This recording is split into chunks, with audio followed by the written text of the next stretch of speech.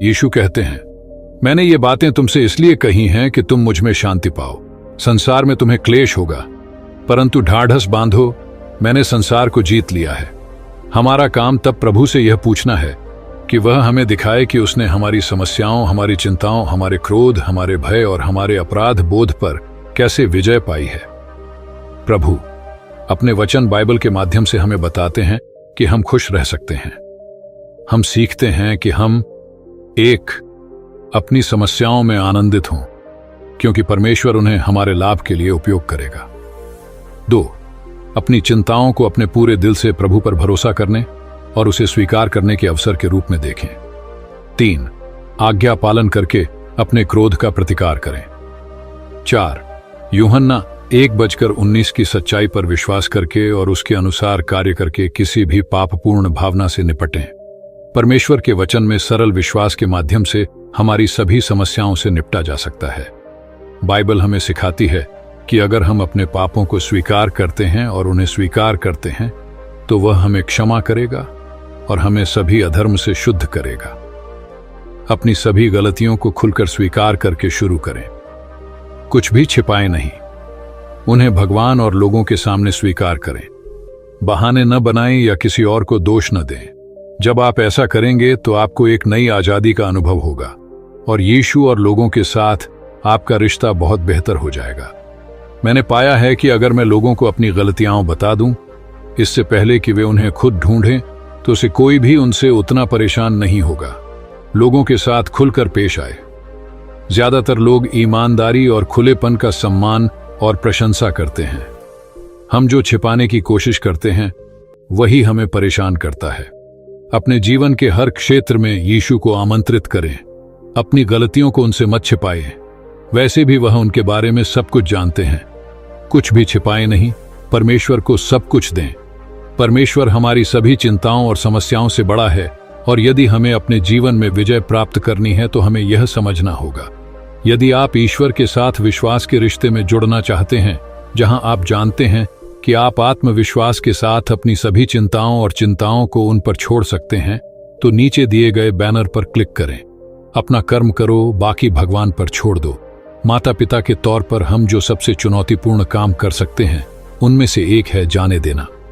हम अपने बच्चों के अनुभवों को संभाल कर रखना चाहते हैं, लेकिन कभी कभी हमें जाने देना और भरोसा करना सीखना पड़ता है कि अंत में सब ठीक हो जाएगा। मुझे पता है कि ऐसा कहना जितना आसान है, करना उतना आसान नहीं है, लेकिन यह सीखने लायक सबक है। अक्सर जब हम चीजों को बहुत कसकर पकड़ते हैं तो हम अपने बच्चों में अनावश्यक तनाव और चिंता पैदा करते हैं। हम उनकी दुनिया में उन चीजों को नियंत्रित करने की कोशिश करते हैं जो हमारे नियंत्रण से बाहर हैं। इससे केवल निराशा और हताशा ही होती है और हमारे बच्चों के लिए अवास्तविक अपेक्षाएं पैदा होती हैं। हम भूल जाते हैं कि हमारे अपने कार्य और प्रतिक्रियाएं सकारात्मक या नकारात्मक हमारे बच्चों में समस्या समाधान और तनाव प्रबंधन कौशल का मॉडल है। यहीं पर मैं माता पिता से कहना चाहता हूं, छोड़ दो और भगवान पर छोड़ दो। यह हमें याद दिलाता है कि हमें अपने प्रभु और उद्धारकर्ता को नियंत्रण सौंप देना चाहिए और भरोसा रखना चाहिए कि सब कुछ उनकी महान योजना के अनुसार ही होगा। जब हम जाने देते हैं तो हम उनके जीवन में नए अवसरों और अनुभवों के लिए जगह बनाते हैं, ऐसी चीजें जिनकी हम पहले से कल्पना भी नहीं कर सकते थे। हम उचित अनुभवों को स्वाभाविक रूप से बहने देते हैं, उन्हें अपनी पूर्व निर्धारित दिशा में मजबूर करने की कोशिश किए बिना। हमें खुद को इस संभावना के लिए खोलने की जरूरत है कि हमारे बच्चों के लिए हमारी कल्पना से बेहतर कुछ है। जाने देना भी हमारे हालात को वैसे ही स्वीकार करने का मतलब है जैसे वे हैं, बिना किसी निर्णय या प्रतिरोध के। इसका मतलब है अपनी भावनाओं को बदलने या ठीक करने की कोशिश किए बिना उन्हें स्वीकार करना। इसका मतलब है वर्तमान में मौजूद रहना और वर्तमान में शांति पाना। बेशक छोड़ना आसान नहीं है। प्रभु पर नियंत्रण और भरोसा छोड़ना डरावना हो सकता है। हालांकि यह याद रखना महत्वपूर्ण है कि छोड़ना हार मानने के समान नहीं है। यह उस चीज को छोड़ने के बारे में है जो अब हमारे काम नहीं आती और जो परमेश्वर की महिमा करती है, उसके लिए जगह बनाना है। तो फिर हम अपने दैनिक जीवन में स्वयं के साथ साथ अपने बच्चों के लिए भी त्याग का अभ्यास कैसे कर सकते हैं? यहाँ कुछ युक्तियां हैं। माइंडफुलनेस का अभ्यास करें। माइंडफुलनेस वर्तमान में मौजूद रहने और बिना किसी निर्णय के अपने विचारों और भावनाओं का अवलोकन करने का अभ्यास है। यह हमें अपने बच्चों के व्यवहार के प्रति अपनी प्रतिक्रियाओं के बारे में अधिक जागरूक बनने में मदद कर सकता है और हमारे अपने ट्रिगर्स के बारे में अंतर्दृष्टि और जागरूकता में मदद कर सकता है। इसे लिखें। कभी कभी अपने विचारों और भावनाओं को लिखने से हमें उन्हें संसाधित करने और बाहर निकालने में मदद मिलती है, जिससे उन्हें जाने देना आसान हो जाता है। जर्नलिंग या खुद को, अपने बच्चे को या किसी और को अपनी भावनाओं और विचारों को व्यक्त करते हुए एक पत्र लिखने का प्रयास करें। यह केवल आपके लिए है और निर्दिष्ट व्यक्ति को पढ़ने के लिए नहीं। खुद के प्रति दया का अभ्यास करें। खुद को जाने देना मुश्किल हो सकता है और इस प्रक्रिया में खुद के प्रति दयालु और करुणामय होना महत्वपूर्ण है। अपने आप से उसी दयालुता और समझदारी से पेश आएं जैसा आप चाहते हैं कि आपके बच्चे के शिक्षक उनके साथ व्यवहार करें। सहायता प्राप्त करें। जाने देना एक यात्रा हो सकती है और इस दौरान सहायता प्राप्त करना बहुत मददगार होता है। यदि आपको इसकी आवश्यकता हो तो किसी विश्वसनीय मित्र से बात करें या पेशेवर सहायता लें। अपने बच्चे के स्कूल द्वारा अपने और अपने परिवार के लिए दिए जाने वाले मनोवैज्ञानिक संसाधनों का उपयोग करें। अपने विद्यार्थियों के भावनात्मक कल्याण के लिए तैयार किए गए स्कूल में हमेशा बच्चे और परिवार के समर्थन के लिए एक परामर्शदाता मौजूद रहेगा। जाने देना और भगवान को छोड़ देना प्रभु को नियंत्रण सौंपने और उनकी महान योजना पर भरोसा करने के लिए एक शक्तिशाली अनुस्मारक है। यह आसान नहीं है, हम जानते हैं, लेकिन यह मुक्तिदायक और परिवर्तनकारी हो सकता है। माइंडफुलनेस का अभ्यास करके, अपने विचारों और भावनाओं को लिखकर और अपने सपोर्ट सिस्टम पर भरोसा करके हम जाने देना सीख सकते हैं। याद रख सकते हैं कि भगवान की योजना ही मायने रखती है और भरोसा रख सकते हैं कि अंत में सब कुछ ठीक हो जाएगा। भगवान उसे ही सब कुछ देते हैं जो अपनी भक्ति में मांग को महत्व नहीं देता है। भगवान चाहते हैं कि जिसके पास कुछ नहीं है और जिसने कभी उनसे कभी कुछ मांगा नहीं, उसे ही सबसे पहले सब कुछ दें। ईश्वर से जब भी कुछ मांगे तो अनुशासन के साथ मांगे। आपके पास अगर सब कुछ है तो आप अपने लिए नहीं औरों के लिए मांग कर देखिए, फिर देखिए प्रभु आपको बिन मांगे ही सब कुछ दे देंगे। ये बातें समता कॉलोनी स्थित खाटू श्याम भवन में चल रही भागवत कथा के तीसरे दिन आचार्य भूपाल द्विवेदी ने कही। उन्होंने आगे कहा कि भगवान की अगर आप आराधना कर रहे हैं और उसके भक्ति आयर प्रेम न हो तो उसका क्या फायदा। भगवान को आपसे कुछ नहीं चाहिए, उन्हें तो बस आपकी भक्ति और प्रेम चाहिए, श्रद्धा चाहिए, विश्वास चाहिए। कुछ लोग बेमन से पूजा पाठ करते हुए दिख जाते हैं। ऐसे लोग कथा सुनने भी आते हैं, लेकिन अगर कोई काम करने में मन ही नहीं लग रहा तो उसका फल कैसे मिलेगा। सिर्फ फल की चाह रखने की आदत छोड़ दो। ईश्वर से प्रेम करने वाला व्यक्ति कभी दुखी नहीं होता, उसके जीवन में आनंद ही आनंद होता है। परीक्षित मोक्ष का सुनाया वृतांत। कथा के दौरान मंगलवार को परीक्षित मोक्ष का प्रसंग आया। आचार्य भूपाल ने बताया कि राजा परीक्षित ने भगवान से कहा, मुझे अपने चरणाओं में स्थान दे दो, मैं पापी हूं। मैंने मुनि के सिर पर सांप डाला है, इससे उनके पुत्राएं ने मुझे श्रापित किया है, मैं पापी हूं। आचार्य भूपाल ने इस प्रसंग को समझाते हुए कहा कि परीक्षित निर्दोष थे, लेकिन अपने आप को पापी मानते हैं। यह अच्छे संस्कार का उदाहरण है। भगवान सुखदेव उनकी निश्चल वाणी सुनकर ही उन्हें 7 दिन में मुक्ति देने को तैयार हुए। भजन कीर्तन के बीच कथा सुनने जुट रहे श्रद्धालु समता कॉलोनी के खाटू श्याम मंदिर में मां भवानी गौ सेवाश्रम कोरबा की ओर से कथा का आयोजन किया गया है। प्रवक्ता परमानंद जैन ने बताया कि हर दिन भजन कीर्तन के बीच दोपहर 3 बजे से शाम 7 बजे तक कथा हो रही है। आचार्य भूपाल द्विवेदी के मुख से भजन सुनकर भक्त प्रभु की भक्ति में झूम रहे हैं। यहां 11 नवंबर तक कथा जारी रहेगी। अब तक खोजे गए तमाम सिद्धांतों की बात की जाए तो शायद सबसे महत्वपूर्ण होगा, आप वही बन जाते हैं जिसके बारे में आप ज्यादातर वक्त सोचते रहते हैं। आपका बाहरी व्यवहार इस बात का आईना होता है कि आपके भीतर क्या कुछ चल रहा है।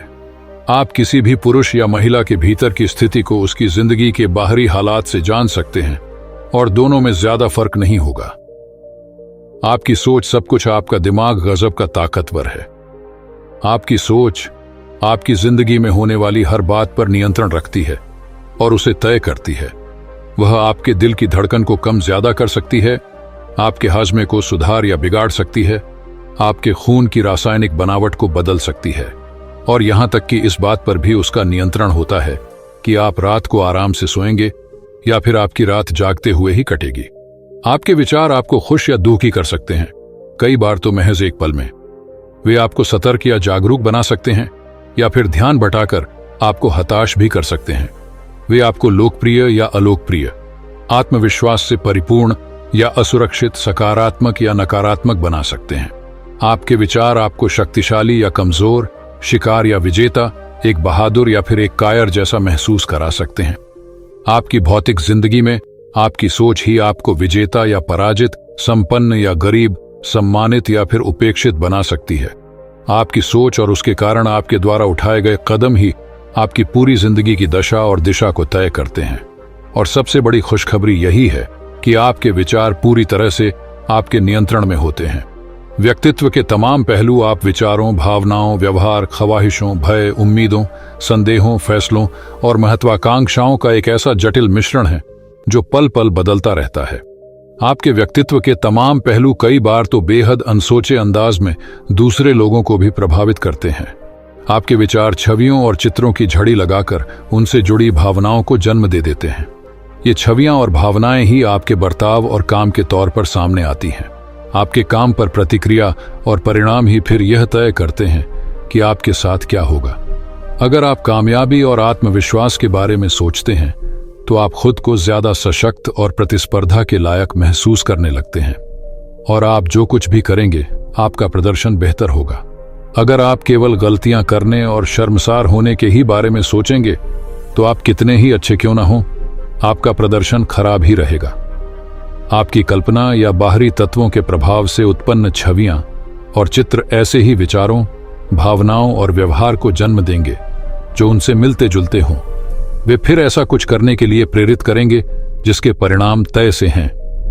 किसी व्यक्ति या घटना का विचार ही आपके मन में तत्काल खुशी या गम, उत्साह या क्रोध, प्यार या अकेलेपन का एहसास जगा सकता है। आप जीते जागते चुंबक आकर्षण का नियम, लॉ ऑफ अट्रैक्शन, कहता है कि आप जीते जागते चुंबक हैं और अपनी प्रभावशाली सोच की मदद से लोगों, विचारों, मौकों और परिस्थितियों को आकर्षित कर लेते हैं।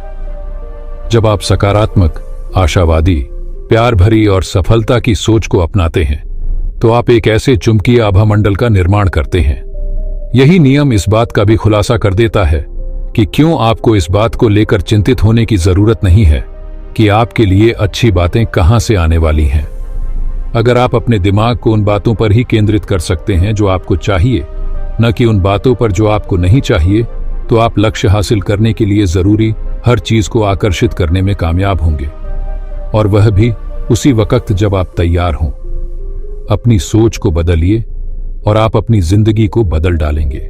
आपकी भावनाएं आपके शारीरिक स्वास्थ्य को कैसे प्रभावित करती हैं?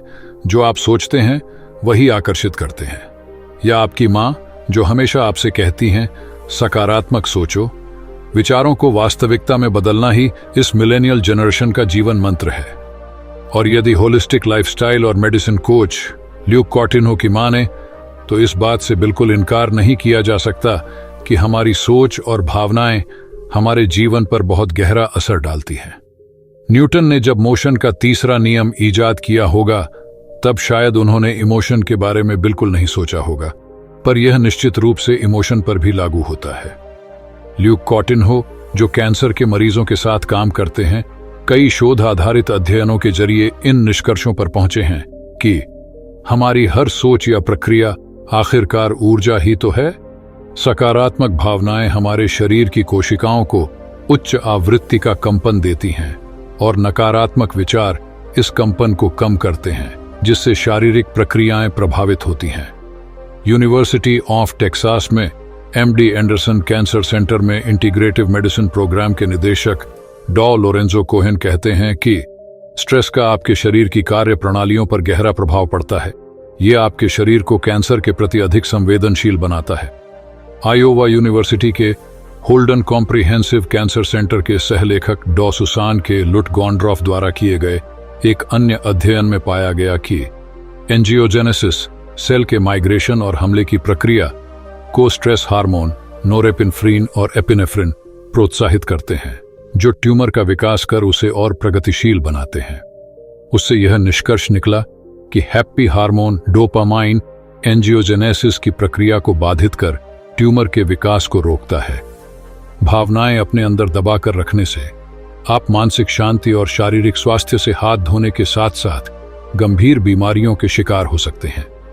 कॉटिन्हो समझाते हैं, जब हम दुनिया भर के कैंसर रोगियों से परामर्श करते हैं तो हम उनकी स्थिति का निदान करने के साथ उसका मूल कारण खोजने की भी कोशिश करते हैं। हमारे निदान बताते हैं कि कहीं न कहीं इस बीमारी की जड़ें किसी भावनात्मक घटना या कोई मजबूत भावना में निहित होती हैं, जो उन्होंने अपने अंदर दबा के रखी है और जिससे वह छुटकारा पाने में सक्षम नहीं है। उनका तर्क चीन में डालियान मेडिकल यूनिवर्सिटी के शोधकर्ताओं द्वारा भी प्रतिध्वनित किया गया है, जिन्होंने ब्रेस्ट कैंसर कोशिकाओं में